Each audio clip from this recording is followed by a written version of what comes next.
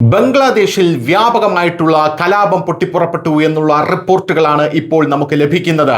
ബംഗ്ലാദേശിൽ നമുക്കറിയാം, യൂസഫിനെ അവിടെയുള്ള പ്രധാനമന്ത്രി അല്ലെങ്കിൽ പ്രധാന ഉപദേഷ്ടാവാക്കാനായി അവിടെ ഒരു വിദ്യാർത്ഥി പ്രക്ഷോഭം അഥവാ ജൻസി കലാപം പൊട്ടിപ്പുറപ്പെട്ടിരുന്നു.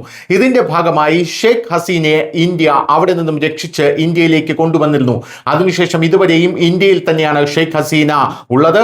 ഷെയ്ഖ് ഹസീനയെ ഇന്ത്യ ഇതുവരെ വിട്ടുകൊടുത്തിട്ടില്ല. ഷെയ്ഖ് ഹസീനയെ കൊലയാളി ാക്കി മാറ്റി അവിടെ എത്തിച്ച് ഷെയ്ഖ് ഹസീനയെ വധിക്കാനുള്ള പദ്ധതികളാണ് ബംഗ്ലാദേശ് സർക്കാർ നിരന്തരം മെനഞ്ഞുകൊണ്ടിരിക്കുന്നത്.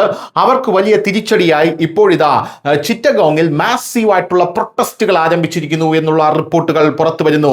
വലിയ രീതിയിൽ, അതായത് 10,000-കണക്കിന് ജനങ്ങൾ തെരുവിലിറങ്ങി വലിയ രീതിയിലുള്ള പ്രൊട്ടസ്റ്റാണ്, പ്രതിഷേധമാണ് അവിടെ നടത്തുന്നത്.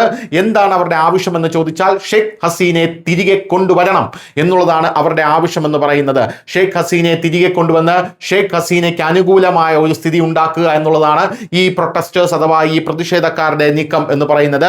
ബംഗ്ലാദേശ് ഒരു വലിയ രീതിയിലുള്ള ഒരു കലാപത്തിലേക്ക് പോകുമോ വീണ്ടും എന്നുള്ളതാണ് ഇതിൽ നിന്നും നമ്മൾ ഉറ്റുനോക്കേണ്ടത്. Massive protest in Chittagong demanding Sheikh Hasina's return. Meanwhile Bangladesh is battling a huge measles outbreak, economic crash and chaos under the interim setup എന്നുള്ള റിപ്പോർട്ടുകളും ഇതിനോടൊപ്പം നമ്മൾ ചേർത്ത് വായിക്കേണ്ടതാണ്. ഷെയ്ഖ് ഹസീനയുടെ ഭരണത്തിൽ ബംഗ്ലാദേശ് ഏറെക്കുറെ സമാധാനപരമായിരുന്നു. പക്ഷേ ഇപ്പോൾ അവിടെ മീസിൽസിന്റെ ഒരു ഔട്ട്ബ്രേക്ക് ഉണ്ടായിരിക്കുകയാണ്. മീസിൽസ് സാംക്രമിക രോഗം പടർന്നു പിടിക്കുകയാണ്. 70,000 കേസുകളാണ് ഇപ്പോൾ അവിടെ റിപ്പോർട്ട് ചെയ്തിരിക്കുന്നത്. അവിടെ കുട്ടികൾ മരിച്ചു വീഴുന്നു എന്നുള്ള റിപ്പോർട്ടുകൾ പുറത്തു വരുന്നു. ഇതിന്റെ കൂട്ടത്തിൽ ബംഗ്ലാദേശിന്റെ സാമ്പത്തിക സ്ഥിതി സമ്പൂർണ്ണമായിട്ടും തകർന്നിരിക്കുന്നു എന്നുള്ളതും പ്രധാനപ്പെട്ട ഒരു കാര്യമാണ്. ഇതാണ് പൊറുതിമുട്ടി ജനങ്ങൾ തെരുവിലേക്ക് ഇറങ്ങാൻ കാരണം എന്നാണ് ഊഹിക്കുന്നത്. ന്യൂസ് ഡെസ്ക്, ന്യൂസിന്റെ മലയാളം.